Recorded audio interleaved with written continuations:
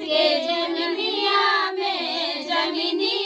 में श्री रघुबर के चरनिया में, श्री रघुबर के चरनिया में मंगल होए हवनिया में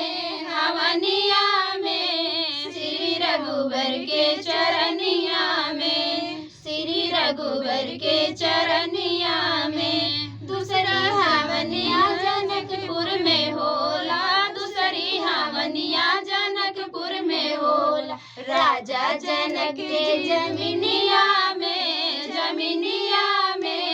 श्री रघुबर के चरनिया में, श्री रघुबर के चरनिया में मंगल होए